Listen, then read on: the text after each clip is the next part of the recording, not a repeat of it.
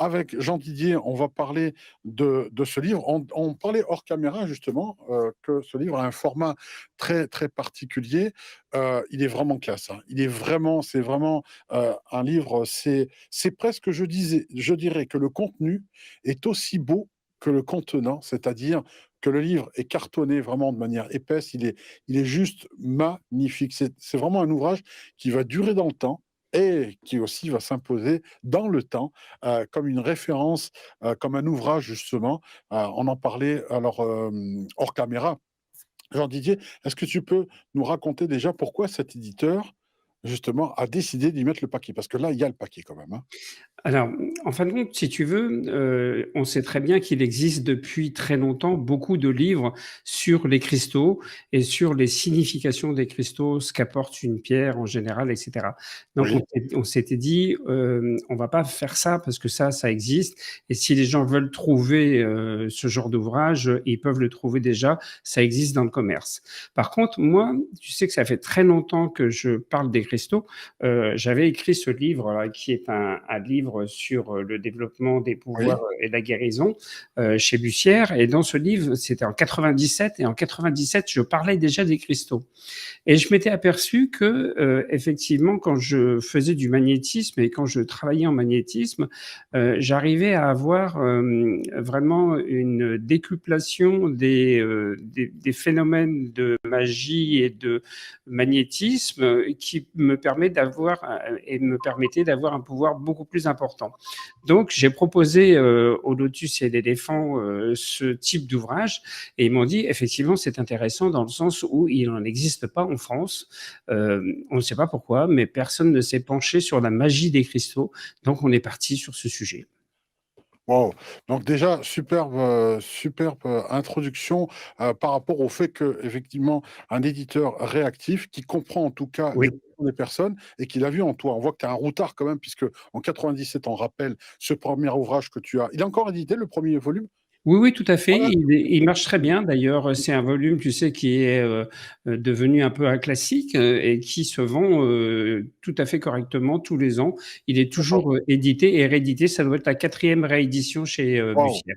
Donc déjà un 1er classique datant de 97 et là, un autre classique de 2022, celui-ci, que l'on va voir donc le pouvoir magique des pierres et des cristaux par Jean Didier. On voit que ça fait de longue date, donc c'est quelque chose qui a mis du temps à maturer. Il fallait aussi les bonnes personnes, le bon éditeur qui allait mettre les moyens pour donner un livre qualitatif et je m'en félicite, je t'en félicite, je félicite, l'éditeur évidemment d'avoir, C'est mis gentil. les moyens nécessaires à ce que cet ouvrage, c'est ce que je te dis, c'est que quelque part on apprécie autant l'objet lui-même que le Oui. contenu et le plaisir qu'on a à le lire. Donc ça va être, voilà, première référence 97, seconde référence du même auteur ici. Alors là où je voulais justement appuyer peut-être un petit peu plus, c'est de faire que, bon, effectivement, ce livre est fabuleux de par ce qu'il propose, mais il faut pas oublier que tu es à la base médium et le Oui. médium contact aussi avec les entités, mais tout on dit en alchimie notamment, ça tombe bien parce qu'hier, on a fait une émission avec Pascal Boucher sur l'alchimie et il parlait, je demanderai d'ailleurs ton avis, ta version des choses, que toute chose a un esprit. Toute chose, on peut communiquer d'une certaine manière. Alors, on parle du pouvoir des pierres, ce qui veut dire qu'elles ont aussi comme une sorte d'entité agissante, on peut dire, de manière spécialisée. En tant que médium, comment perçois-tu les pierres, toi, avec tes dons et tes yeux de médium? Alors, moi, je vais plus parler d'énergie, si tu veux, parce que, en fin de compte, chaque pierre, on le sait, on en parlait un petit peu tout à l'heure, elles ont toutes un pouvoir spécifique, de guérison, d'énergie, ou autre et effectivement, on est plus sur le terrain énergétique, Mmh. et on les utilise beaucoup d'ailleurs, pour, tout ce qui touche, la thérapie. Des magnétiseurs maintenant utilisent, énormément, les cristaux. On vient les allier au magnétisme pour avoir un petit peu plus d'énergie justement supplémentaire pour faire travailler un petit peu tout ça. Donc moi je parlerai plus effectivement d'énergie plus que d'esprit parce que pour moi en tant que médium si tu veux les esprits c'est plus dans mon sens, tout ce qui est en rapport avec les personnes décédées et les fantômes. Tu sais que j'ai beaucoup travaillé aussi sur les fantômes et les chasses aux fantômes. Et voilà, c'est plus lié à ça. Et j'interprète pas ça franchement comme un esprit, mais plus comme quelque chose qui a un rapport avec un dégagement de quelque chose d'assez fort au niveau énergétique. Est-ce que finalement, le fait de, par exemple, quand on voit des pierres comme l'hématite, alors par exemple, c'était juste un lithothérapeute qui m'avait dit, voilà, quand on manque de fer, on peut prendre une hématite pour rééquilibrer. Alors, on va pas rentrer dans le terrain de la santé, on le sait très bien, il faut avoir son médecin traitant, il n'y a pas de souci avec ça. C'est Exactement. juste qu'en complément, est-ce qu'une hématite, par exemple, peut rebooster un petit peu la santé, notamment, pour vous redonner un peu un coup de fouet, histoire de retrouver un peu de peps. Est-ce que Oui, ça, complètement. d'accord. J'en parle d'ailleurs dans le livre au niveau énergétique, des pierres qui sont à utiliser pour ce genre de choses. Il y a l'hématite, mais il y a aussi plein d'autres choses. Je travaille beaucoup aussi sur l'énergie de l'habitation. Par exemple, on va utiliser le quartz, il y en a un derrière moi, un très beau d'ailleurs, un quartz fumé. Et le quartz fumé, on l'utilise aussi pour rebooster l'énergie des maisons. Tu sais, moi, je parle souvent de l'énergie personnelle, mais je ne travaille pas que sur l'énergie personnelle parce que je pense que si on travaille que sur l'énergie personnelle, on n'est pas centré, si tu veux, correctement, parce que l'habitation dans laquelle on se trouve, que ce soit un appartement, une maison ou autre, elle dégage aussi ses énergies. Et donc, il faut équilibrer les deux. D'accord. On peut pas Mmh. dissocier l'un et l'autre, si tu veux, en fin de compte. Ça va de pair Ça va pour de toi. pair, Ouais, ouais, exactement. ouais, Donc, on d'accord. travaille effectivement peut-être avec une hématite pour le plan personnel et puis avec un quartz fumé plus pour l'habitation. Donc en gros, tu es en train de dire qu'on est tous des plantes, si on fait qu'arroser, sans on change pas le terreau, ça va pas. Exactement, Bon, exactement. c'est Oui, le tout. Et bien, je vais laisser peut-être la parole à Christelle qui en a été privée depuis le début de l'émission. oui. Christelle, je vais m'effacer pour que justement tu donnes ton point de vue. Moi, la seule question que je réserve, et peut-être que tu l'avais noté dans tes questions, est-ce qu'il y a aussi la possibilité et les démonstrations, peut-être, il y a les rituels, certes, mais est-ce qu'il y a de quoi, des conseils pour recharger, etc., en cas de, voilà, pour savoir comment entretenir les pierres. Mais je laisse Christelle Pour le ça, il faire. faut lire le livre. Exactement, Exactement. exactement. Allez, C'est je te la laisse avec réponse Christelle. toute faite, mais voilà. Non, moi, ce que j'ai bien aimé dans ce livre, c'est que, bah, c'est un livre qu'on trouve pas, en fait, du tout, de partout, quoi. On avait vraiment le sujet de lithothérapie, qui était très abordé, donc par énormément d'ouvrages.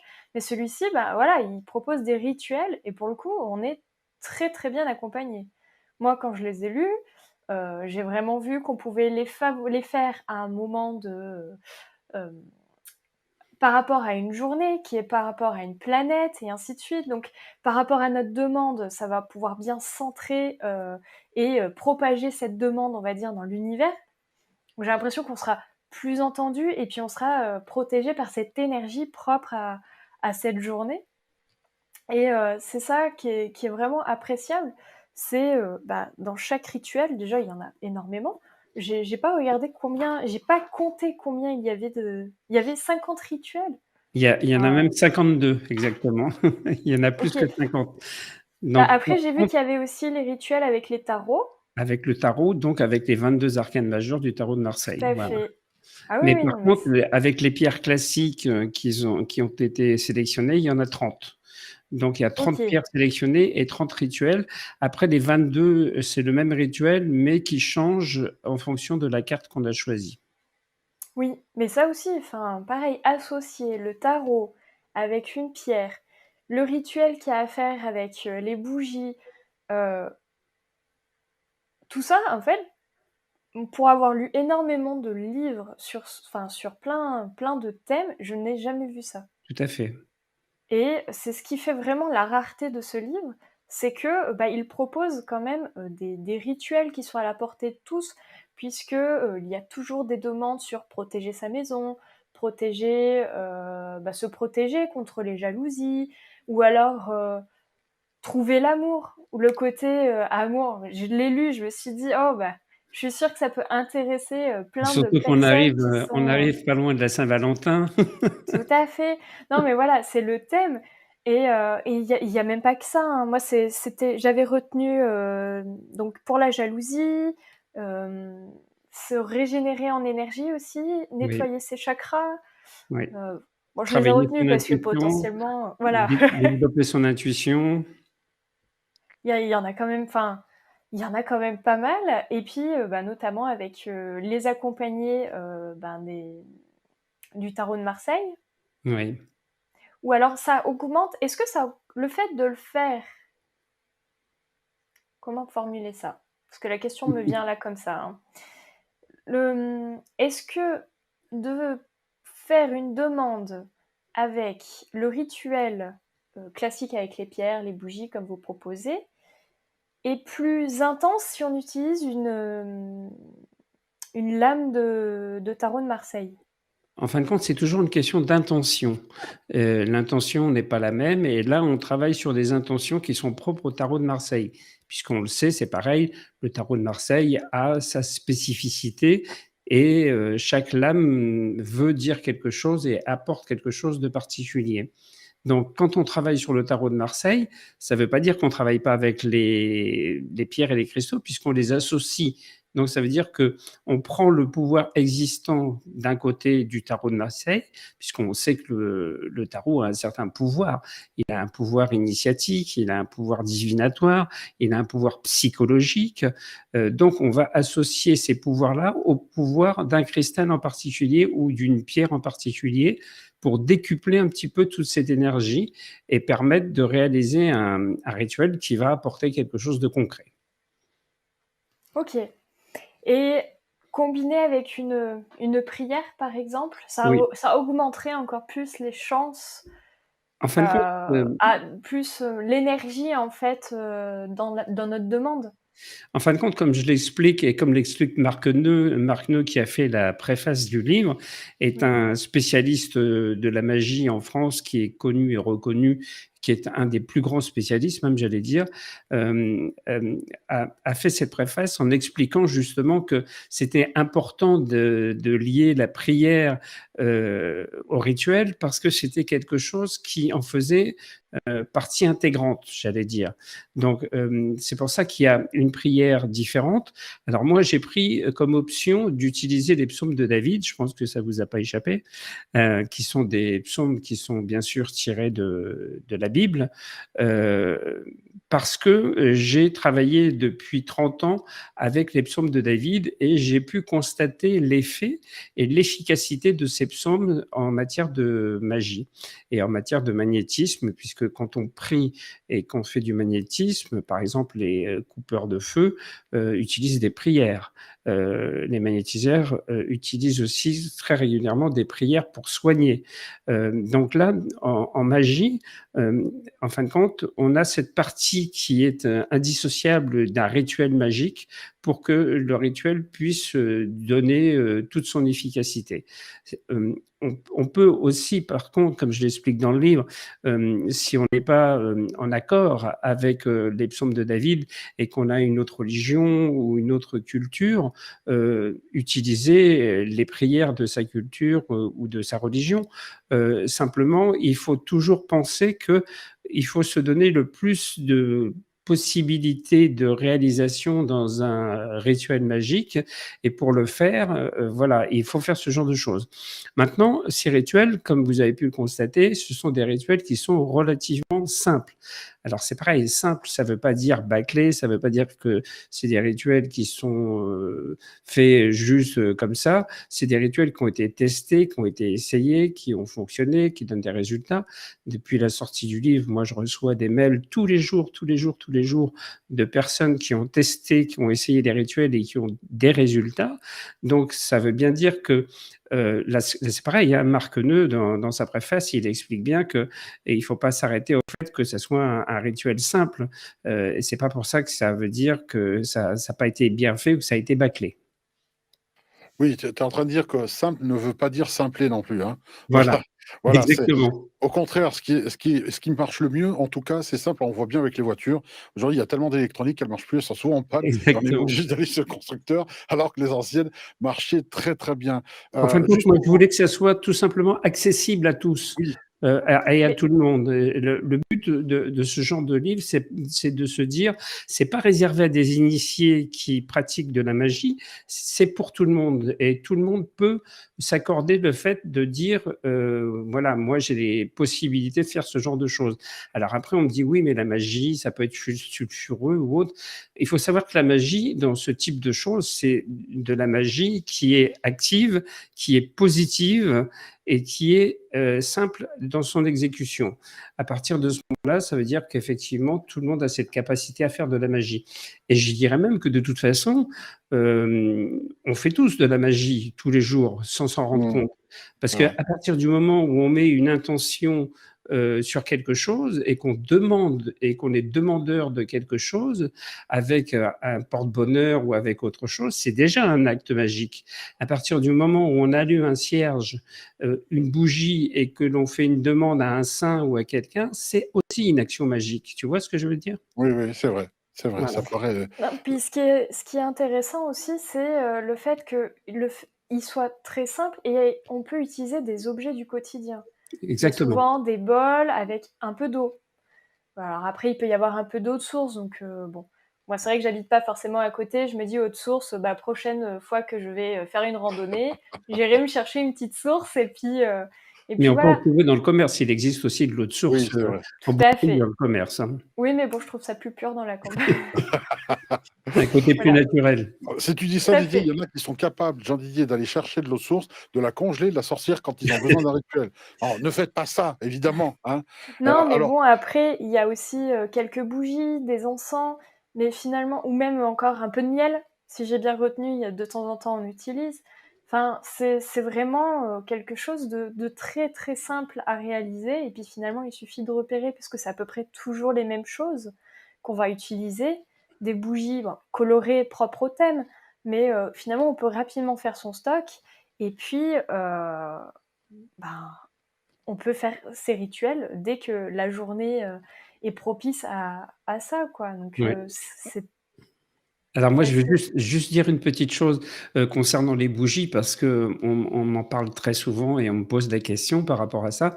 Il faut savoir que les bougies, il y en a une derrière moi, par exemple, qui est une bougie verte, qui est vert, foncé. Cette bougie, elle est, teintée dans la masse. C'est-à-dire que c'est pas une pellicule, verte qui a été posée sur un cierge blanc.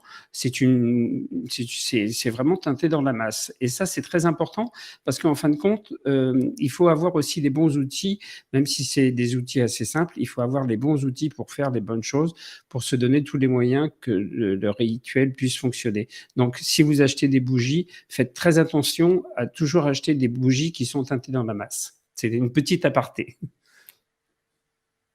non, bah, c'est bien de prévenir parce que c'est vrai que c'est pas facile de trouver des bougies, teintées dans la masse. Même nous, là, on est en train de créer justement la boutique des Studio Shop et on recherche, ce type de bougies et c'est pas si simple que ça parce que tout le monde ne le propose pas, hein. Oui. Alors on en trouve par contre, assez facilement dans tous les sites, chrétiens, ou catholiques, qui, proposent des bougies de neuvaine par exemple ou des cierges. Ça on en trouve assez souvent. Alors par contre, ils ont pas toutes les bougies de toutes les couleurs. On trouve souvent effectivement du vert, ça c'est un classique. Mais, déjà si vous cherchez un petit peu sur internet et que vous vous arrêtez sur des sites, qui fournissent des petites médailles, qui fournissent des bougies de neuvaine, des choses comme ça, vous pourriez déjà avoir un peu plus de chances de trouver des bougies teintées dans la masse. Et d'ailleurs, ils le soulignent bien parce qu'ils savent que les gens vont vers eux parce qu'ils cherchent ce type de produit et qu'on n'en trouve pas partout, justement. Et est-ce que faire ces bougies je pousse le vice, hein, mais faire ces bougies soi-même en les teintant donc à la masse, donnerait pas encore une autre énergie à nos rituels? Alors, en matière de magie, effectivement, ça pourrait faire l'objet d'un autre livre d'ailleurs. Moi, j'ai pensé par exemple, comme vous le disiez tout à l'heure, vous parliez du miel. Moi, je me suis aperçu en fin de compte qu'il y avait énormément d'aliments, qui étaient utilisés en matière de magie et qui étaient détournés des aliments traditionnels pour faire de la magie. Par exemple, le sucre blanc, on l'utilise beaucoup en magie. Le miel, on l'utilise. On utilise l'eau, on utilise l'ail, on utilise le thym, le laurier. Enfin, on utilise plein de condiments et d'aliments. Donc ça, effectivement, ça pourrait être fait. Et généralement, les gens qui sont un peu férus de magie utilisent justement des plantes aromatiques qu'ils ont plantées chez eux dans leur jardin. Donc ça va dans le sens de ce que vous étiez en train de dire. Et en fin de compte, ils mettent une intention aussi particulière au moment où ils plantent ces plantes, c'est le cas de le dire, avec une prière ou un psaume de David ou avec une intention de demander déjà en amont la réalisation de quelque chose de particulier. Donc, on peut très bien le faire à travers des bougies. Et Marc Neu, d'ailleurs, fait, lui, ses propres bougies. Donc, vous avez totalement raison par rapport à ça. Et il le fait toujours pareil avec quelque chose qui peut être en adéquation avec une planète, un horaire particulier pour pouvoir se donner tous les moyens pour avoir la réalisation, toujours pareil, du rituel dans de bonnes conditions. Le rendez-vous, en tout cas, est pris pour un nouveau livre, Comment faire ses bougies pour la magie par Jean Didier, préfacé par Christelle. Ça serait une idée, ça. Alors, il faut savoir que sur ce livre, j'ai vu en fin de page, en fin de livre, qu'il y a donc 52 rituels. Si vous en faites un par semaine, au bout de l'année, vous avez une certification par Jean Didier. Non, non, je plaisante évidemment, mais c'est marrant, j'ai fait cette relation, 52 rituels, il y en a un par semaine à faire, à la limite, je dirais. Ça a été voulu, tu as pensé 52 rituels, 52 semaines dans l'année, ou Non, pas c'est un du tout. hasard? Non, je vais pas te mentir, hein, Mmh. tu sais que moi je suis cash et je dis toujours la vérité, et je vais pas le dire simplement pour te faire plaisir, quoique je voudrais bien, heu, mais non, en fin de compte, ça a été fait comme ça. On est parti sur le fait de se dire: «On va se limiter à 30 pierres», pour ne pas s'éparpiller et puis, comme disait Christelle tout à l'heure, c'est déjà beaucoup, c'est déjà Oui, énorme. c'est énorme, c'est énorme. Ouais, C'est ouais. déjà beaucoup. Et en plus, quand on sait qu'on peut multiplier tout ça avec le nombre des arcanes majeures, ça décuple encore tout ça. Donc, en fin de compte, on est tombé là-dessus tout à fait par hasard. Voilà, tout simplement. D'accord. Alors pour paraphraser ce que disait, tout à l'heure, Christelle, où elle te demandait justement si en injonction, tu vois, elle est allée un étage au-dessus, faire soi-même ses bougies et cetera. Toi, tu as ajouté encore un étage, mettre certains ingrédients particuliers, hein. On peut Ouais. mettre aussi des débris de soufre, par exemple, des choses comme ça. Il y a le fait, comment dire? L'obsidienne, enfin, j'ai envie de dire, contre les pierres, les cristaux, cette amplification avec le tarot, les pierres, les cristaux, plus votre intention, comme tu l'as dit tout à l'heure. Là, si l'univers est sourd, il faut lui acheter des oreilles, hein, Exactement, qui entend pas. exactement. Il y a quelque chose à faire. Exactement. Mais Ah, tu sais, excuse-moi de te ouais, couper. je t'en prie, je t'en prie. La magie, il faut pas croire que c'est simplement parce qu'on allume une bougie et qu'on prend un cristal ou qu'on fait brûler de l'encens que youpi, tout va marcher. Oui, J'explique beaucoup dans le livre que l'intention, j'en parle beaucoup, hein, tu vois, de l'intention, mais c'est tellement important. Je veux oui, dire que c'est comme toute chose, c'est-à-dire que si tu fais ça en te disant bon, ce soir on fait pas une partie de Monopoly, mais on va faire un petit rituel pour s'amuser, puis on va voir ce que ça va donner. Non, ça marchera pas. Il faut être convaincu de ce que l'on fait. Et tu sais, c'est comme quand tu vas chercher du travail. Si tu te dis il y a trop de candidats, c'est pas la peine d'y aller, c'est perdu d'avance. Reste chez toi, c'est pas, ça sert oui, à oui, rien. c'est vrai. La magie, c'est exactement la même chose, c'est-à-dire qu'il faut vraiment le vouloir. Ça fonctionne exactement comme les porte-bonheur. Tu sais qu'un porte-bonheur, bien souvent, on m'a dit oui, c'est un peu de la connerie, les porte-bonheur. Mais non, il y a des porte-bonheur qui portent vraiment chance. Pourquoi? Tout simplement parce que, en fin de compte, les gens, ils mettent tellement d'intention dedans et ils croient tellement qu'il y a un égrégore d'ondes positives qui se crée autour de ce porte-bonheur et effectivement, ça finit par porter bonheur. La magie, c'est pareil. À partir du moment où tu y crois et que tu constitues un égrégore d'ondes positives qui sont en plus amplifiées par le cristal plus des prières, tu es obligé de faire quelque chose qui va fonctionner. Ça ne peut pas être autrement, effectivement. Ça peut pas être autrement. Alors, je demandais en même temps à Christelle, est-ce que tu as une pierre en particulier qui, toi, t'a frappé en lisant le livre? Parce que moi je ne l'ai pas lu. Hein. Je ne peux pas lire les livres, tous les livres. Je l'ai parcouru, mais je ne l'ai pas lu consciencieusement comme tu le fais. Je ne sais pas si tu parles de l'obsidienne, Jean Didier, dedans? Non. Non, l'obsidienne, non. Alors, est-ce qu'il y a des pierres, est-ce qu'il y a une pierre qui t'a frappé plus qu'une autre, à toi, Christelle, et que tu dis, ah, celle-là, ça va être ma pierre porte-bonheur, puisqu'on parle de bonheur, ou celle qui va m'accompagner quotidiennement? Est-ce que tu en as repéré une qui, toi, te parle? Parce que ça parle différemment à chacun, hein, évidemment. Mais moi, elles me parlent un peu toutes. Parce Ah, que toutes proposaient des rituels qui me donnaient bien envie, donc j'ai pas de pierre à proprement parler. Après, là, comme ça, bon, il y en avait une, j'ai vu sur les enfants, bon, bah, elle me parle pas, La parce que turquoise? tout à fait. Mais celle-ci, je me dis, elle peut être intéressante pour les personnes qui, justement, ont des enfants qui Qui sont un peu vivent. turbulents. Voilà, j'ai pas voulu lui donner le mot, mais voilà, vivre des émotions et un peu de manière. Voilà, donc ça, celle-là, je trouvais le rituel assez sympathique, puisque il suffit d'avoir un nounours et j'en passe, pour pas donner tout On va le truc, dévoiler faudra le. le lire, hein. Oui, parce que j'ai tendance à vite dévoiler des choses, alors je me retiens, mais c'est vrai que non, après, quelle est la pierre que j'ai préférée? Là, comme ça, bah, j'ai bien aimé la jaspe rouge. En plus, je viens de tomber dessus au hasard. J'avais bien aimé la jaspe rouge pour son côté un peu créatif, Oui. surtout en ce moment, hein, avec l'ouverture des studios shop. J'avoue que la créativité doit être au plus haut là. Donc il y en a besoin. oui, Mhm. voilà. Donc je me suis demandé si j'allais pas faire justement ce petit rituel. Mais par contre, j'avais une question. C'est vrai que souvent il y a une façon de positionner ses mains Oui, pour donner l'intention. oui. Mais pourquoi il faut toujours se placer au nord? Parce qu'en fin de compte, on prend le pôle Nord comme, le plan énergétique le plus fort, et en fin de compte, c'est pareil, c'est dans le sens d'amplifier toujours, ce que l'on fait au niveau de ce rituel. Donc effectivement, quand on est dans le axé par rapport au Nord, ça veut dire qu'on est centré quelque part par rapport à ce que l'on fait. Ok, ok. Bah, ça répond parce que je me demandais, c'est vrai que souvent on voyait le nord. Je me suis dit, bah, est-ce qu'à un moment je vais voir le sud? Il y a des questions dans le chat, notamment Jean Didier, et je comprends tout à fait la question. Hein.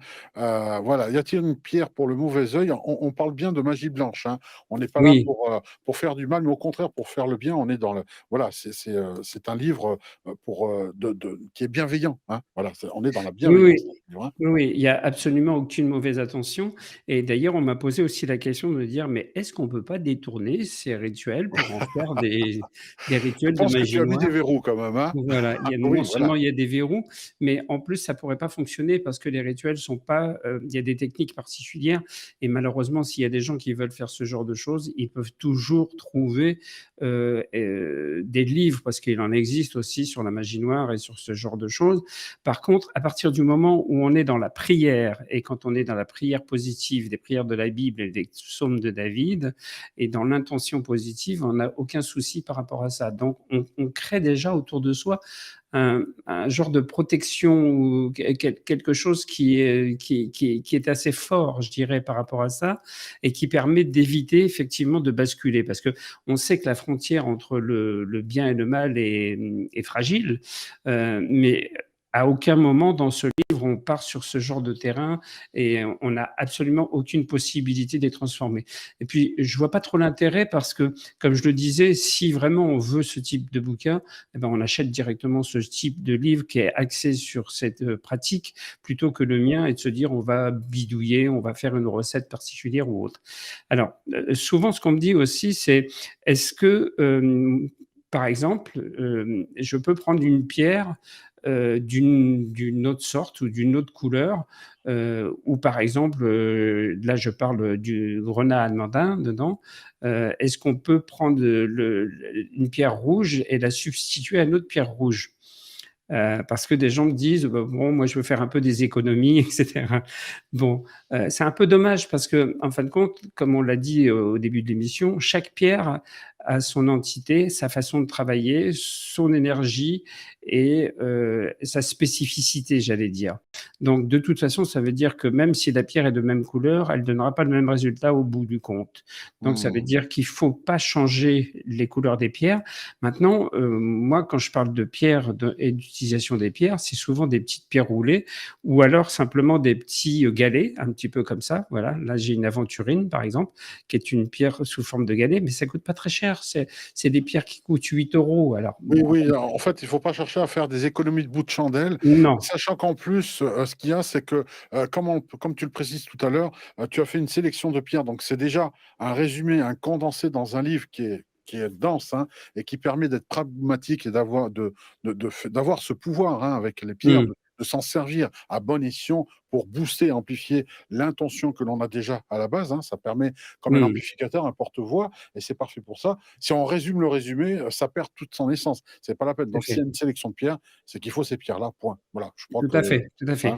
Alors, on parlait de pierres de protection, de choses comme ça. Il y a Oui. la cornaline, qui Mmh. est une très belle pierre et qui est une pierre qui permet de se protéger. Mais moi, je parle d'autres pierres. Mais je vais faire comme disait Christelle, je ne vais pas trop en dire parce que Ouais. je pense qu'il faut découvrir Oui, aussi oui, oui. les On invite choses les à gens, hein, travers le livre. Et bien sûr. puis, il y a une petite problématique quelque part. C'est que quand dans une émission, on dit à quelqu'un, par exemple, comme moi, je dis, voilà, ici, j'ai une aventurine, j'utilise beaucoup l'aventurine parce que c'est la pierre de la chance. Donc, il y a 3 rituels pour la chance dans le livre. Donc, les gens se disent, bah, j'achète une aventurine et puis je me débrouille avec. Mmh. Et le livre n'a plus aucune utilité à partir de ce moment-là. On est Ouais. bien d'accord qu'il y a un rituel spécifique à suivre et que c'est pas parce que j'ai dit cette pierre correspond à tel rituel et que vous pouvez effectivement avoir de la chance en portant, parce que qu'est-ce qui se passait il y a 10, 20, 30 ans? Il n'y avait pas encore tous ces rituels qui existaient. On prenait simplement une pierre, soit on la mettait autour du cou, ou on la portait dans sa poche. Euh, Mmh. donc là, c'est pas le but. Le but, il est pas là. Le but, il est effectivement de construire un rituel et de le mettre en place. Donc, n'achetez pas simplement une pierre parce qu'on vous a parlé d'une pierre. Après, vous pouvez être attiré par une pierre en particulier, mais ça, c'est encore autre chose. Ça, c'est encore autre chose. J'aimerais, avant de laisser, la parole à nouveau à Christelle, parler de quelque chose avec toi de particulier. Comme tu le sais, les lieux sacrés, c'est pas pour rien que les moines vivent en dehors, en fait, du Sacré-Cœur, parce que vivre dans un lieu sacré, c'est hautement énergétique et ça reviendrait à laisser une batterie en charge alors qu'elle est pleine. Donc surchargée, une batterie finit par exploser. C'est pour ça qu'on ne vit pas dans les lieux sacrés. Voilà, on va pas faire une émission là-dessus. On pourrait Oui. d'ailleurs en parler, hein. Ce serait quelque chose de très passionnant à faire, mais beaucoup de personnes disent que, on pourrait presque perdre la raison à dormir dans un lieu sacré hautement énergétique. Donc, on y va pour se recueillir, on y va pour prier, on y va pour communier, pour tout ce que vous voudrez, pour recharger, pour faire des rituels notamment, Mmh. entre autres, mais on n'y vit pas. Alors, de la même manière, est-ce qu'on pourrait transposer la chose sur le fait qu'il y a des pierres qui se portent au quotidien, en permanence? Je peux en mettre une dans ma poche, et certaines pierres que tu déconseillerais de porter en permanence sur soi, où tu dirais: «Celle-ci, elle va pour un rituel et ensuite rangez-la. Elle n'est pas faite pour être sur soi en permanence. Elle est un peu comme un lieu sacré, elle vous survolterait». Est-ce qu'il y a ce genre de Non. choses-là? Non, Non? à ma connaissance, non, et pas dans ce que j'explique et pas dans les pierres, en tout cas, que moi j'utilise et que je recommande dans mon livre. Les pierres qui sont dans ce livre sont des pierres d'ailleurs qui, au bout d'un certain moment, comme toute pierre, peuvent perdre un petit peu de leur intensité et de leur pouvoir. Et il y a d'ailleurs un rituel spécifique avec des cristaux, avec du quartz, tout simplement, et avec un dessin agissant qui permet de les recharger et de les redynamiser. Donc on est plutôt dans l'inverse, on est plutôt dans le fait qu'il y a besoin régulièrement, parce qu'on puise aussi beaucoup d'énergie dans ces pierres, et l'énergie, elle n'est pas infinie et éternelle. Donc ça veut dire Oui, que oui, ces oui. pierres, il faut aussi les ressourcer, il faut aussi leur redonner une certaine forme d'énergie. Donc ça veut dire quoi? Ça veut dire qu'il y a des rituels spécifiques qui sont faits pour redynamiser et puis pour rebooster la pierre aussi au passage, quoi. Tu sais, on entend souvent des personnes, Christelle en fait partie, il faut savoir ça, porter une montre à quartz, c'est pas possible, elle est décharge. Est-ce que là aussi, par exemple, je ne sais pas si c'est sur le livre ou pas ou quoi que ce soit, qu'est-ce que tu conseilles à ces personnes-là comme pierre pour apaiser ce côté où je décharge tout ce qui touche?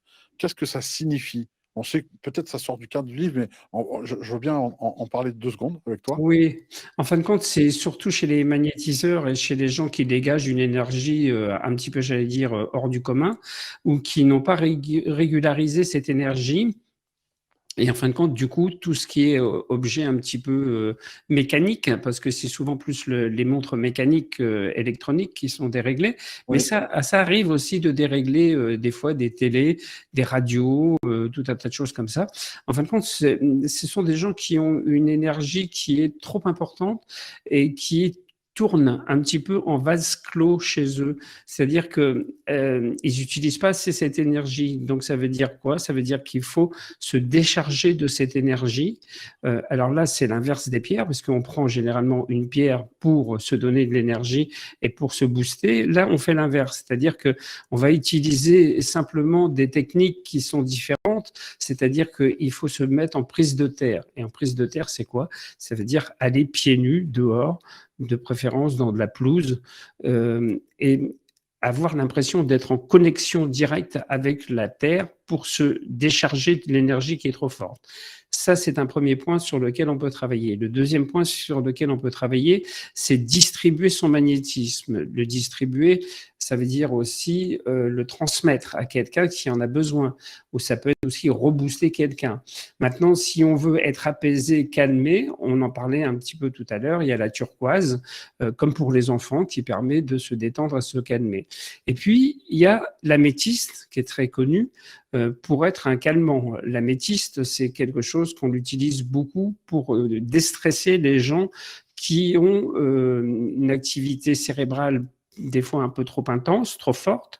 Ça peut être aussi pour des gens qui n'arrivent pas à gérer leur stress.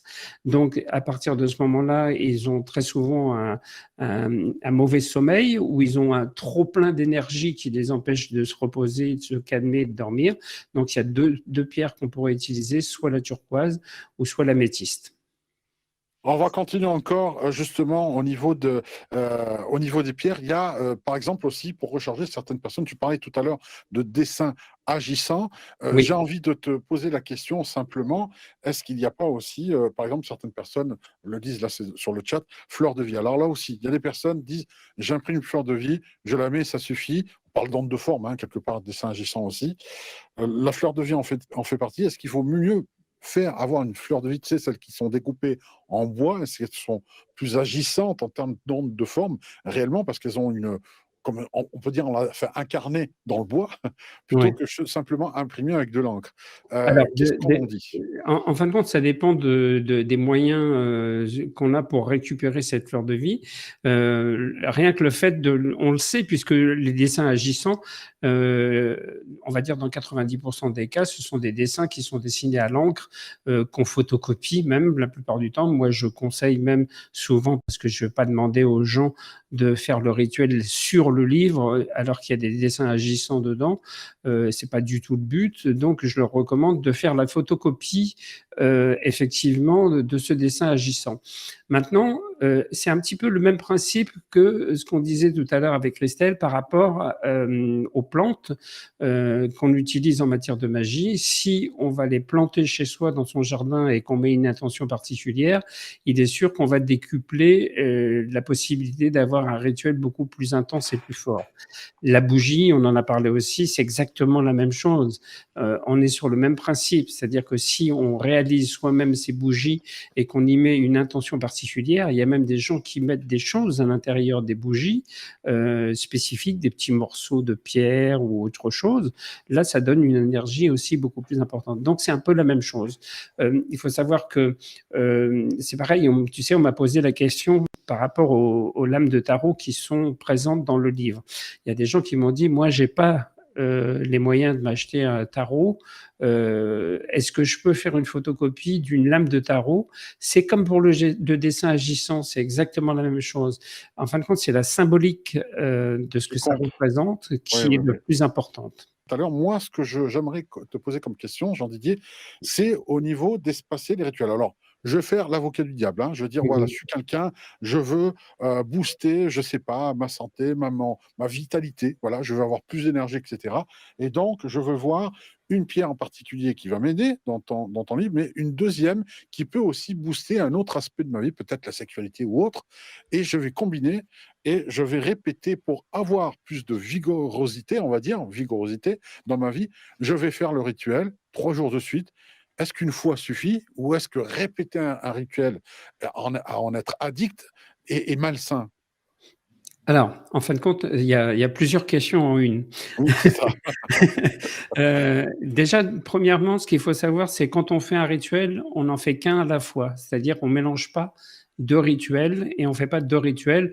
Par exemple, dans une coin de la pièce, on fait son rituel et puis dans l'autre coin de la pièce, on en fait un autre. On fait jamais ce genre de choses.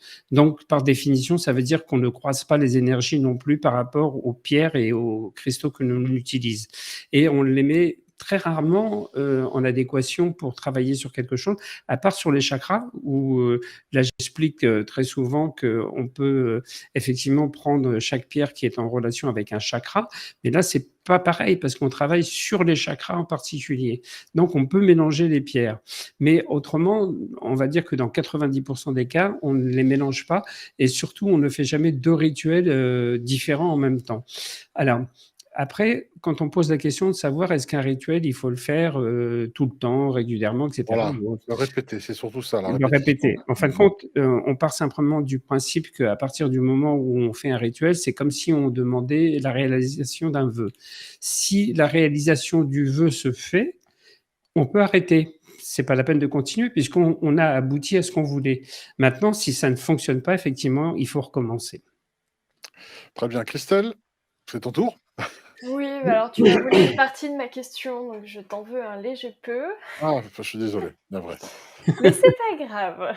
Mais moi, ma question, alors je sais pas trop, parce que je réfléchissais aussi à d'autres questions entre-temps, mais ça a un lien un peu quand même avec ta question. Est-ce qu'on peut utiliser plusieurs pierres pour un rituel? En sachant que j'avais lu des pierres qui quand même étaient assez ressemblantes et Alors, que parfois il fallait utiliser 3 pierres de la même pierre. Est-ce qu'on peut faire une petite combinaison de d'autres pierres qui ont cette même énergie ou on pas? le fait uniquement quand c'est demandé dans le livre par rapport au rituel en particulier et ça s'adresse, comme je le disais tout à l'heure, au recentrage des chakras et à travailler sur ces chakras. Après, il y a un autre rituel sur lequel je dis, si vous voulez, utiliser des pierres différentes, vous pouvez le faire. Mais en fin de compte, quand je le propose pas, ça veut dire que ça n'a pas d'utilité particulière puisque la pierre, en elle-même, elle est suffisante pour l'action qu'elle a à mener par rapport au rituel en particulier. Donc, en fin de compte, c'est plutôt basique. Ça veut dire que, de toute façon, ce livre, c'est un livre pratique, hein, on est bien d'accord. Voilà, c'est un livre pratique, technique, dans lequel il y a des choses qui sont expliquées. On est guidé par rapport à des illustrations aussi, en plus, qui nous donnent bien le sens de ce qu'on doit faire et comment on doit le faire. Donc à partir du moment où je n'indique pas qu'on peut utiliser des pierres différentes, il ne faut pas le faire. Oui, OK. Et une autre question, c'était par rapport donc aux prières qui devaient être enfin qui devaient être faites. Non, on n'est pas obligé, mais ça m'a Non, c'est échappé. pas une obligation. Mais c'est il vaut mieux les faire parce que souvent quand on parle de rituel, il y a toujours potentiellement un ordre, de Mmh. choses à faire. Est-ce que les prières sont plutôt à faire avant ou après notre demande? Alors, les prières, elles se trouvent à la fin de chaque rituel. Alors je me suis dit que Donc, c'était un indice. voilà, donc ça veut dire, tout simplement que à partir du moment où on a décidé d'utiliser ces prières, on les faisait, c'est une espèce de façon de clôturer. Il y a toujours un début et une fin à quelque chose. Un rituel, c'est pareil, il y a un début et une fin. Donc la fin du rituel, c'est, de faire la prière pour clôturer ce rituel, parce que là, c'est encore quelque chose qu'on demande, c'est encore une intention que l'on met et que l'on fait et à partir du moment où on demande quelque chose, on le fait avec à travers la prière. Et du coup, quand, il y a un rituel qui dure sur 7 jours, est-ce qu'il Oui. faut le faire une fois, par jour, cette prière? Ou alors, comme ça clôture le tout, la faire une bonne fois pour toutes le 7e jour, mais avec, enfin, je sais pas, j'ai l'impression que l'intention sera pas la même que si on l'a fait tous les jours, en fait. Alors, en fin de compte, ça, normalement, on l'a fait systématiquement tous les jours, ou alors, comme c'est indiqué dans le livre, sur certains rituels où je dis c'est tous les lundis, tous les mardis, tous les Oui. mercredis ou autres. Voilà. Ce qu'il faut savoir, c'est que généralement, on le fait plutôt comme ça. Quand on doit le faire tous les jours, effectivement, le rituel est clôturé par la prière à la fin. Mais pas systématiquement tous les jours. Par contre, quand c'est un rituel sur 3 semaines ou sur 4 semaines, là, on reprend le rituel presque à zéro quelque part tous les mardis, par exemple. Là, on doit refaire la prière, effectivement. Et ce qui est intéressant aussi, c'est d'essayer de le faire systématiquement à la même heure. C'est-à-dire de se caler sur le même jour et la même heure pour donner une intention et un magnétisme plus fort et plus important encore. OK. Il y avait une question dans le chat. Non, mais c'est pas ça. Il y avait une question dans le chat, je me demandais si, c'est vrai que ça avait une importance. Donc tout à l'heure, je parlais justement, de se mettre, Le dos au nord. dos au nord, merci. J'allais dire face au nord, non, dos au nord, et justement, il y avait quelqu'un qui soulignait qu'on a un basculement des pôles magnétiques qui, ont tendance, bon voilà, on aura compris ma question. Est-ce que ça va avoir un impact justement sur, Non, non, non. Alors, effectivement, on peut prendre ça en compte, mais si on commence à prendre en compte ce genre de choses, on n'en finit plus. Parce que c'est pareil, si on va me dire, oui, mais alors le jour, la planète, l'heure, etc. Pourquoi est-ce que si on décale pas d'une heure? Alors moi, par contre, je rentre à 17 heures le soir du travail. Est-ce que je peux le faire à 18 heures? Voilà, après, ça n'a plus de sens quelque part. C'est un peu une recette de cuisine, hein, quelque part, un rituel. Hein. Et si on met pas les bons ingrédients, quand on fait de la pâtisserie, si on se trompe dans les quantités, généralement on loupe son gâteau ou sa pâtisserie. Le rituel, c'est pareil. Et de toute façon, on s'en rend très vite compte parce que quand on fait quelque chose et qu'on n'est pas dans l'axe de ce qu'on doit faire, le rituel, tout simplement, ne marche pas, ne donne pas de résultat. Donc, si on fait un rituel et qui n'a pas fonctionné, il faut tout de suite se poser de la bonne question et se dire qu'est-ce que j'ai pas fait, qu'est-ce que j'ai loupé, qu'est-ce que j'aurais dû faire que je n'ai pas mis en place, et à partir de là, effectivement, on avance par rapport à ça et on le refait. Et parfois, tout simplement, il faut répéter les choses pour qu'elles puissent fonctionner. Donc, ça veut dire que, effectivement, comme on le disait tout à l'heure et comme le disait Didier, il y a un phénomène de répétition à certains moments. Par contre, il ne faut pas non plus se dire, je vais le faire 20 fois de suite, ça sert à rien. Un rituel, en moyenne, on le fait 3 fois. Si au bout de la 3e fois, ça fonctionne pas, il y a 2 solutions. Soit, effectivement, vous n'êtes pas connecté comme il le faut et vous n'avez pas les bonnes intentions pour que ce rituel se fasse, soit c'est pas le moment, c'est pas fait pour vous, et il faut le refaire à un autre moment, peut-être 2 mois, 3 mois, 4 mois, le temps que votre esprit a travaillé, parce que il y a une forme de travail personnel aussi par rapport à ça. C'est un investissement personnel par rapport à ce qu'on fait. Donc, si on n'est pas prêt ou si c'est pas le bon moment, ça marchera pas.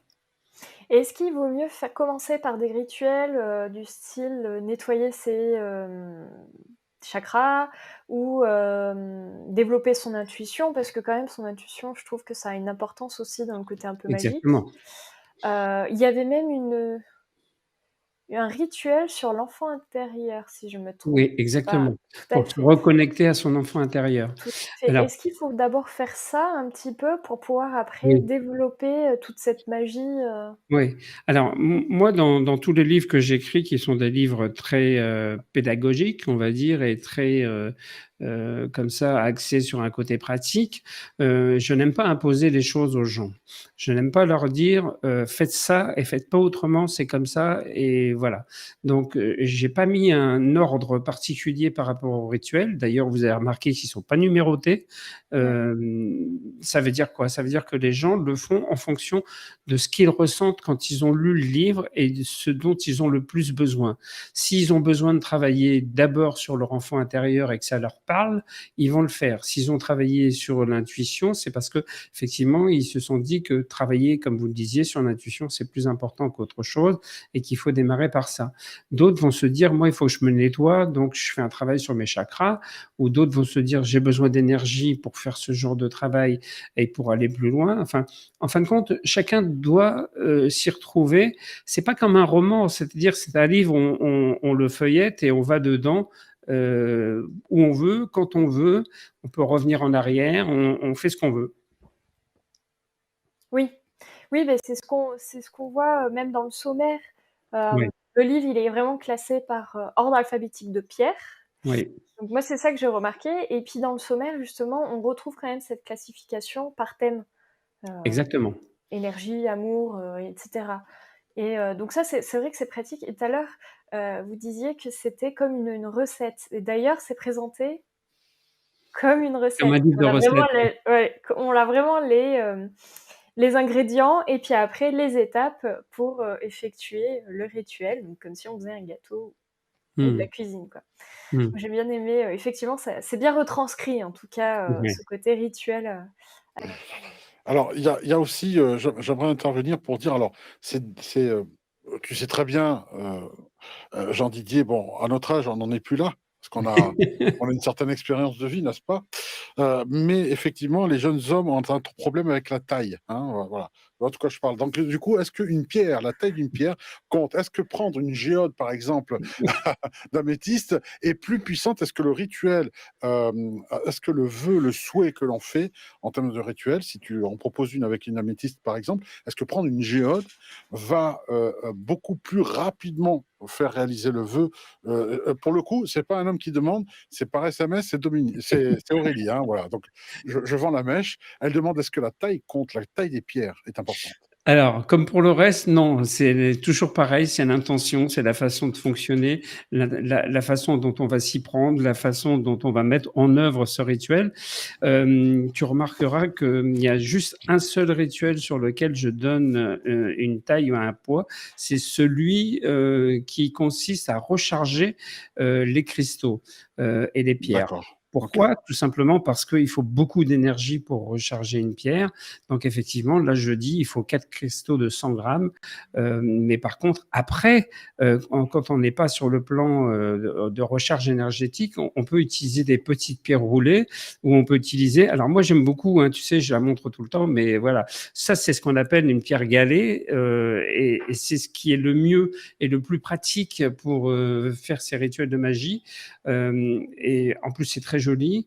Voilà, donc moi j'aime beaucoup les pierres, les pierres galées. Voilà, donc je pense D'accord. que c'est suffisant. Alors après, nous en lithothérapie, on utilise beaucoup les géodes. Tu sais comment on appelle ça d'ailleurs, une géode dans notre Non? fonction? On Non? appelle ça l'hôpital. Pourquoi? Parce qu'on met des pierres à l'intérieur pour les recharger, pour Ah des pierres oui! pour les ressourcer. Et généralement, souvent, ben voilà, ce type de petites pierres, on les met dedans Ouais. et on les laisse se recharger et on les laisse 2 ou 3 jours. Et une fois qu'elles sont Pour les rechargées, rebooster, oui. Elles on sont les reprend et on refait des rituels avec. la Voilà. clinique des pierres, la clinique La des pierres, c'est clinique ça ou en fait. l'hôpital, voilà. La clinique. Alors, ça m'amène à cette question.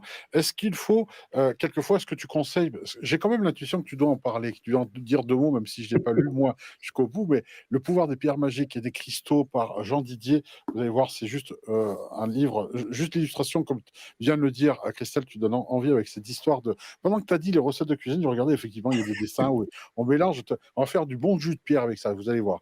Donc tout ça pour dire, pour rester sérieux, c'est simplement est-ce qu'il faut se consacrer à un petit hôtel, un petit endroit? Tu parlais de clinique, justement pour les pierres, mais avoir un petit lieu, hein, comme on fait quelquefois, où on ouvre un petit coffre comme ça, où on met sa géode, ces petits groupes de pierres, et pourquoi pas le livre de chevet qui, comme tu l'as dit, on peut revenir en arrière, relire et revoir à chaque fois, on s'en lasse pas, devient en sorte une espèce de bible de la lithothérapie magique, de travailler avec les cristaux, avec les pierres. Est-ce que tu conseilles un hôtel consacré spécifiquement à ces rituels-là?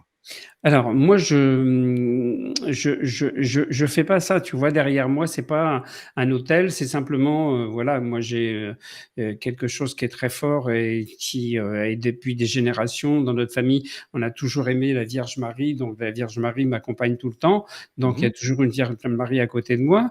Après, chacun constitue, moi j'ai des cristaux, voilà, il y a un cristal de roche, il y a un cristal de quartz, fumé. On met ce qu'on a envie de mettre en fin de compte, mais on n'est pas obligé. Maintenant, il faut savoir une chose, c'est que moi je pense que le plus important dans tout ça, c'est pas spécialement l'hôtel, c'est la pièce dans laquelle on va faire ces rituels. Ah, Euh, d'accord. Pourquoi? Tu vas très vite comprendre. C'est comme pour les magnétiseurs. Les magnétiseurs se sont aperçus d'une chose, c'est que quand ils magnétisaient toujours au même endroit, dans le même lieu, on repart encore sur les histoires d'égrégores, mais on constitue un égrégore d'ondes positives et en fin de compte, l'endroit s'amplifie en magnétisme. Et souvent, quand ils rentrent, les magnétiseurs dans leur pièce, et qu'une personne qui va pour se faire soigner rentre dans cette pièce, euh, elle est déjà happée un petit peu par l'énergie qu'il y a dans cette pièce, parce qu'en fin de compte, l'énergie s'est amplifiée et s'est accumulée dans cette pièce. Donc, effectivement, quand on fait un rituel, si on peut le faire toujours dans le même lieu, toujours dans le même endroit, ça veut dire que cet endroit va se charger et va devenir un petit peu comme une espèce de sanctuaire dans lequel effectivement les ondes positives vont décupler et vont permettre au rituel de se réaliser dans de meilleures conditions. Voilà, alors ça, c'est une partie aussi. Alors, je ne sais pas, Christelle, est-ce que tu veux intervenir? Moi, j'ai encore d'autres questions, hein, mais par exemple, on voit que le chakra du cœur se porte ici. Donc, je me dis que les anciens, avec les pendentifs comme celui-ci, agit directement, rayonne ici. Mais il y a aussi des poignées avec les pierres. Donc, est-ce que, alors, j'ai envie de te demander, pendentif ou poignée, est-ce que ça agit plus sur le chakra, une pierre qui est destinée à rééquilibrer le chakra du cœur, par exemple, ou le porter au poignet est tout aussi efficace, ou le coin sur le corps sur lequel on porte la pierre a son importance pour toi? Alors moi, ça a beaucoup d'importance effectivement par rapport à l'endroit où on positionne les pierres parce que je parle des chakras dans le livre, je redonne un petit peu les descriptifs des chakras, comment ils marchent, comment ils fonctionnent, comment ils s'appellent, etc. Parce que en fin de compte, tu regarderas et tu verras que tout rituel est lié à un chakra.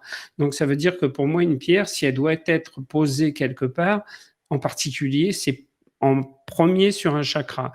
Après, effectivement, si on porte une pierre autour du cou, alors on peut la porter, il y a deux façons de la porter. Soit on la porte à la hauteur du cœur, soit on la porte à la hauteur du plexus solaire. En magie, on a plus l'intention de travailler sur le plexus solaire parce que le chakra du plexus solaire est celui qui, on va dire, entre guillemets, ravitaille tous les autres, est en Ah, contact et en communication avec tous les autres chakras. c'est un peu Donc, la ça veut dire, centrale. Mmh. voilà. Donc, Mmh. ça veut dire que ce chakra-là, le chakra du plexus solaire, il est primordial en matière de magie. Alors, une dernière question, vraiment là, c'est vraiment l'ultime que je laisse avant. Quelqu'un demande sur le chat, est-ce qu'on peut faire un rituel pour quelqu'un d'autre? Oui, alors on peut Ah, faire un rituel pour quelqu'un d'autre, mais c'est pareil, là, il va falloir, prendre les, rituels qui existent dans le livre et simplement, additionner à ça la photo de la personne en question. oui, pour Alors l'identifier, OK. voilà, mais Mmh. alors par contre, il y a 2 choses très importantes. Premièrement, il faut que ça soit une photo, genre photo d'identité. Pourquoi? Parce que, s'il y a d'autres personnes qui figurent dessus, les Ça autres perturbe. personnes Mmh. ne sont pas concernées par ce rituel, donc il faut pas le faire. Donc toujours une photo où la personne est seule dessus. Alors même si c'est pas une photo d'identité, si la photo est une photo plein pied d'une personne qui a été prise toute seule, ça marche très bien. Mmh. Par contre, la deuxième chose qui est toujours importante aussi en matière de magie positive, c'est de demander l'autorisation à la personne pour faire le rituel. C'est-à-dire qu'il faut qu'elle se sente aussi, elle, concernée par rapport à ce qu'on va faire. C'est pas un travail occulte, là, on n'est pas dans l'occulte, hein. Mmh. Mmh. Donc, c'est pas caché ce que l'on fait. Là, on le fait ouvertement et on demande aux gens, effectivement, en priorité et on leur dit: «Est-ce que j'aimerais bien t'aider, je voudrais bien faire quelque chose pour toi. Est-ce que tu veux que je fasse un rituel? Si tu es d'accord, on le fait». Mais on ne le fait jamais si on n'a pas l'autorisation de la personne. Alors Christelle, est-ce que quelqu'un t'a offert un jour une bague avec un rubis? Est-ce que tu t'es pas posé la question en te disant: «Tiens, mon amoureux m'offre ça, quelque part, c'est peut-être un vieux rituel d'avant qui faisait que le rubis ravivait le cœur de la personne pour l'être aimé» et cetera? Est-ce que tu t'es pas posé ce genre de questions? Est-ce que tu penses que les pierres précieuses dans un bracelet qui est offert, un bijou, heu, notamment pour la Saint-Valentin, jouent un rôle important dans les relations amoureuses? Et puis je te laisse poser la question par la même occasion si tu as envie. C'est un Alors avis. déjà de mon point de vue, je suis pas sûre que la personne qui achète un bracelet ou une bague, ait dans l'idée de se dire que c'est un rituel de quelque chose, tu vois? Je pense Mais c'est peut-être une question qu'on peut ou poser à Jean alors, Didier. il faut que cette personne soit ouverte d'esprit. Ah, Exactement. d'accord. Chose qui n'est pas non plus qui commence à devenir courante, mais quand même. Alors, Jean Didier, la réponse est quoi? Est-ce que Alors tu penses que les ancêtres savaient ça et ça nous est resté jusqu'à aujourd'hui et ça a perdu de son sens ou c'était le cas quand même? Alors, on peut le savoir très vite, on l'identifie très facilement parce que, en fin de compte, là, on n'est plus en train de parler des pierres semi-précieuses, on est en train de parler des pierres précieuses. Oui, tout à fait. Donc, il y a quand même une différence importante. D'ailleurs, je ne parle pas des pierres précieuses dans mon livre. Donc, si une personne, par contre, offre une pierre semi-précieuse spécifique, par exemple comme une améthyste, comme une agate, comme un, je sais pas moi, une aventurine ou autre chose, là on peut se dire que la personne elle s'y connaît et qu'elle a une Ah, intention particulière derrière parce qu'elle a choisi la pierre et parce qu'elle sait ce qu'elle veut par rapport à ce qu'elle fait. Ce qui n'est pas le cas pour les pierres précieuses.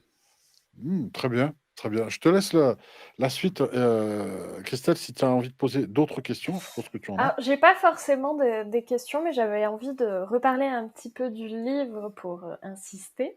Déjà parler de la beauté de ce livre.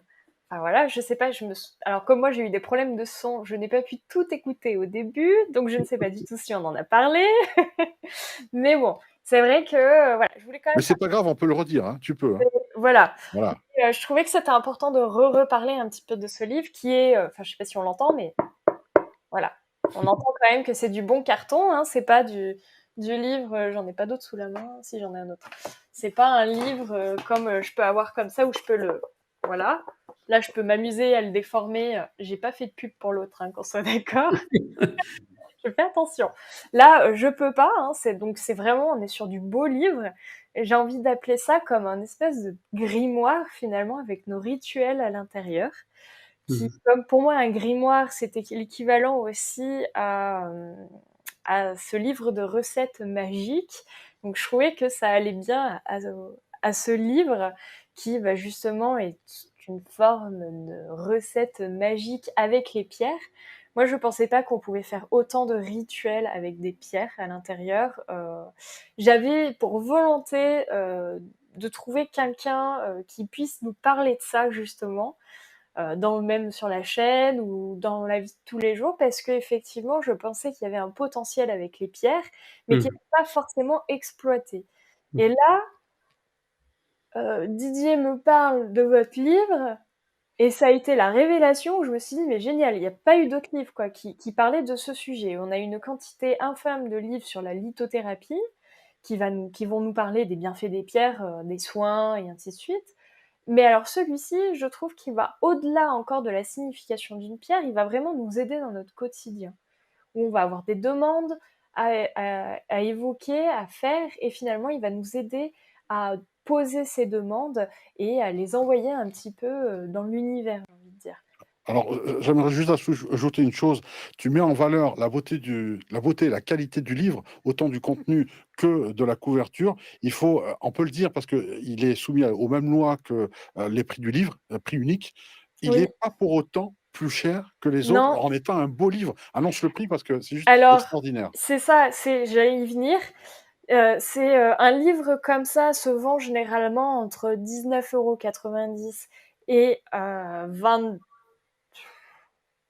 Ça varie. Alors en livre cartonné, moi j'ai souvent vu entre 20, 23, 24. Oui, Et ouais, là, largement. il est sur la fourchette très basse qui est de 19,90 €. Voilà. C'est juste extra. Ouais, Alors, C'est ce qui est intéressant à éclaté. souligner aussi, c'est que, étant donné que c'est comme on dit, ce qui a été marrant, c'est que sur plusieurs sites de vente, il a été classé dans les beaux livres. oui, je comprends. Parce Et qu'en fait, il est en format cartonné. Alors, oui, une et puis formation d'édition, et mais et aussi parce qu'il y a ce qu'on appelle du fer à dorer dessus, tout à fait. et le fer à dorer, ça donne tout de suite, un aspect un petit peu chic au livre, et du coup, il y a plein de gens qui se sont dit, «Mais comme c'est un beau livre, qui présente très bien et qui a des belles qualités, bah, je vais en faire un cadeau, aux gens qui aiment les cristaux», et en fin de compte, j'ai des quantités de gens tous les jours qui m'écrivent en me disant: bah, j'ai mon chéri ou j'ai quelqu'un de ma famille qui savait que j'aimais les cristaux, donc elle m'a dit: «Ça, c'est un beau livre, donc je vais lui offrir», et en fin de compte, c'est un livre qui est énormément offert, quoi. Alors pour la Saint-Valentin, ça tombe pile poil, hein. Ouais. Là, il y a rien de mieux. Si quelqu'un n'a pas d'idée à offrir, ou sait pas quoi offrir et tout, là, c'est bon, il a tout trouvé. On lui a Alors mâché le travail, hein. alors écoutez, ce n'est pas un lecteur MP3 avec des écouteurs que Jean-Didier porte, mais des 2 côtés, il y a son livre. Voilà, en stéréo, vous l'avez en stéréo et c'est ça qui est bien, le pouvoir Quelle magique des promo, pierres. mais quelle promo! Voilà, donc c'est vraiment un livre qu'on vous conseille et qu'on va prendre plaisir parce que non seulement c'est pas un livre qu'on lit et qu'on pose, mais c'est un livre dans lequel on revient très souvent et c'est un recueil. C'est un peu comme un tarot, hein. On le garde, en général, c'est un philosophe qu'on garde pour la vie. Là, Mmh. c'est, on a une utilité, pour tous les cas de figure, possibles et inimaginables. Est-ce que tu comptes faire un jour, par exemple, c'est juste, en parler comme ça, une version peut-être, par exemple, un tome 2 pour les initiés avancés, avec l'obligation d'être passé par celui-ci en premier ou c'est dans les tuyaux ou pas? Alors, ce qui va être dans les tuyaux, c'est plus quelque chose qui va être, comme je le disais tout à l'heure, un livre sur lequel on va parler beaucoup aussi de l'utilisation de tous les ingrédients, et tous les aliments ou tous les condiments qui ont été détournés, pour en faire de la magie. Parce que là, c'est pareil, je connais pas de livre sur ce sujet-là, et je pense qu'il y a quelque chose à faire aussi de ce côté-là. Mmh. Alors Maria demande pourquoi c'est pas la même couleur les 2 livres. On n'a pas le même éclairage et pas la même caméra. Ouais, mais Mais autrement, c'est c'est la pareil. même couverture, vous inquiétez pas, c'est la même édition. C'est juste que le rendu des caméras n'est pas le même. Vous savez, c'est quand vous allez dans un magasin de télévision, vous avez la même émission qui passe sur un mur et il y a pas la même couleur, pas la même colorimétrie. C'est juste une question de colorimétrie. Voilà. Donc ici, le livre est plus proche de cette couleur-là que rosé, hein. Exactement, ouais, ouais. Il est plus Oui, dans Alors c'est le ça. ton Moi, des j'ai couleurs un d'ailleurs. éclairage beaucoup plus jaune. alors, moi, je voudrais juste ajouter quand même de parler un peu de l'éditeur, parce qu'on n'en a pas beaucoup Ah oui, parlé. c'est vrai. C'est vrai. Et c'est vrai que souvent on me dit: «Mais vous présentez des livres, vous parlez des livres, mais du coup on ne sait pas où les trouver parce qu'on n'a pas l'éditeur», et en plus, comme tu le disais très bien Didier au début de l'émission, ils ont fait vraiment Un des travail efforts, formidable, un travail super, fabuleux, aussi fabuleux. bien la couverture. Alors elle a volontairement un côté aussi un peu féminin, hein, avec, Oui, ce personnage comme ça avec une longue chevelure, parce qu'on s'est aperçu que ça touchait, beaucoup les femmes Un aussi, public oui, féminin, ouais. un public féminin, donc c'est aussi volontaire. Mais maintenant, il y a aussi beaucoup d'hommes qui s'arrêtent pas à ça et qui achètent le livre. Donc c'est aux éditions du Lotus et l'éléphant. Il faut savoir que c'est une branche qui fait partie du groupe Hachette, oui, et c'est pour ça qu'ils ont autant de moyens, si tu veux, que c'est un livre broché, hein, ce qu'on appelle un livre oui, oui, oui, broché. oui, oui, oui, Donc, d'accord. On comprend mieux, d'accord, pourquoi voilà, ils ont pu, broché, cartonné avec, illustrations et couleurs, toutes les pierres sont prises en photo et cetera. Donc ils ont vraiment fait un boulot, extraordinaire, et voilà, donc il faut bien retenir cet éditeur parce que c'est un éditeur qui existe depuis pas très longtemps, mais qui monte et qui oui, fait que des livres comme ça de très, très belle qualité. très Mais belle sélection. on avait déjà fait aussi avec, Sonia Barcala, par exemple, qui était chez Oui, le Lotus, et l'Éléphant. Je crois qu'on avait interviewé aussi quelqu'un d'autre chez le Lotus et l'Éléphant, mais c'est vrai que c'est une maison d'édition qui est récente, mais par contre qui propose des ouvrages de qualité. Qui est voilà. Moi, dynamique, c'est oui. à Ouais, chaque fois que j'ai lu, des livres, bah, j'avais fait même une chronique sur, «Et si vous étiez passeur d'âme» de Valérie Gesper, donc c'est aussi chez le Lotus et l'Éléphant, et Oui, tout à pareil, fait. c'est vraiment des ouvrages de qualité, et on peut être sûr que quand il y en a un qui sort, en tout cas, ben, on va avoir pour son argent, j'ai envie de dire, hein, d'un point de vue, mmh. Et puis, commercial, quoi. et comme ils font partie du groupe Hachette, ils ont l'avantage de pouvoir faire une belle mise en place, Tout à fait. ce qui n'est pas toujours le cas pour des éditeurs de ce type de livre. Parce qu'il faut savoir qu'on est dans ce qu'on appelle une niche, hein, on ne va pas se mentir. Ça intéresse des personnes en particulier, mais ce n'est pas comme un roman qui touche tout le monde. Et généralement, moi, ça fait quand même plus de 25 ans que j'écris des livres. Mes livres, la plupart du temps, quand ils sont sortis, l'éditeur les sort à peu près à 2000 exemplaires, ce qui est déjà pas mal. Là, il faut savoir que ce livre-là, il est sorti en premier tirage à 8000 exemplaires. Wow. Donc, on voit tout de suite la différence, quoi. Bah, voilà, si, c'est donc un best-seller déjà le cas, mais qui va devenir certainement incontournable, c'est déjà le cas. Le pouvoir magique des pierres et des cristaux par Jean Didier. Toutes les recettes et plus de 52 rituels, parce que, en fait, pour le coup, là, on dit 50 rituels, il y en a deux de plus, hein, tu l'as dit. Il y a un Donc, il y en a bonus. plus que ce qui est annoncé, vous voyez? C'est ça Il y a qui un Et est là, bonus. vous génial. n'avez pas un autre livre en préparation qui sort bientôt? Oui, oui, il y a un deuxième livre qui sort le 9 mars, qui s'appelle Attirer la chance et le succès, qui est un livre, parce qu'on me demandait ça aussi depuis très longtemps, des recettes pour attirer la chance, le succès. Alors, je parle un peu de tout dans ce livre. C'est un livre, on aura peut-être l'occasion d'en reparler, mais dans lequel j'aborde aussi bien les runes, l'astrologie, la numérologie, en fin de compte, tout ce qui est à notre portée pour se donner les moyens d'attirer la chance et le succès. Et dedans, il y a aussi des rituels magiques. Alors, je ne sais pas pour vous, mais moi, je ne suis pas voyant. Mais quelque chose me dit qu'au mois de mars, on reverra Jean Didier pour parler de cet ouvrage aussi. En tout cas, en attendant, ce que je peux vous conseiller, c'est de vous rendre sur le site de jean-didier.com, hein, tout simplement. C'est aussi simple que ça, où vous pouvez retrouver toute son actualité. Ici, vous pouvez aller sur le site de Chronique Rantalini et sur des studios. Mais ce qui compte aujourd'hui, vraiment, c'est jean-didier.com et les liens sont dans la description si vous voulez vous procurer le livre dès à présent ou sur le site de l'éditeur que je lis en même temps que vous, le lotus et l'éléphant.com, tout simplement. C'est aussi simple que ça. Merci en tout cas, Didier, Jean Didier, pour... Comme tu t'appelles comme moi, j'ai du Oui, mal. oui, oui. Mais j'adore en plus, j'adore mon prénom, j'aime, donc ça me va très bien. En tout cas, merci à toi. Merci à Si vous Christelle, deux. tu veux clôturer avec une dernière question, je ne sais pas si tu avais quelque chose à ajouter, peut-être. Non, je dirais juste procurez-vous ce livre, voilà.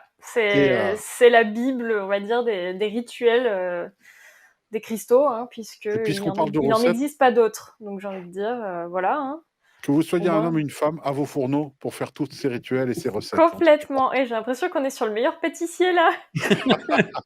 en tout cas, merci beaucoup, Jean Didier, et on se retrouve certainement au mois de mars pour ton prochain ouvrage. En attendant, Avec plaisir. procurez-vous ce livre, Le pouvoir magique des pierres et des cristaux, de Jean Didier, un livre à s'acheter d'urgence et à offrir d'urgence avant le 14, justement. Il est encore temps. Vous avez le temps de vous le faire livrer et de l'offrir. C'est un très, très beau cadeau que vous offrez. Croyez-moi, la personne vous en remerciera pendant, à mon avis, de longues années, parce qu'il va vous servir longuement. Merci à vous. Merci à toi. Mais en Au tout cas, moi, revoir. je voulais Merci. vous dire merci à tous les deux parce que vous êtes adorables, en tout cas. Et puis surtout, merci aussi à toutes les personnes qui ont posé des questions et qui ont été là pour faire la connexion avec nous. Moi, j'aime bien l'interaction, tu le sais, Didier, hein. Oui, oui, bien sûr. Donc voilà, c'est toujours sympa d'avoir des gens qui posent des questions et qui interagissent. Et voilà, j'aime bien les remercier parce que c'est toujours sympathique d'avoir des gens comme ça qui nous suivent. En tout cas, merci à vous deux et puis à bientôt. À très bientôt. Au revoir à tous. Au À revoir. Prenez soin de bientôt. vous. Ciao, ciao.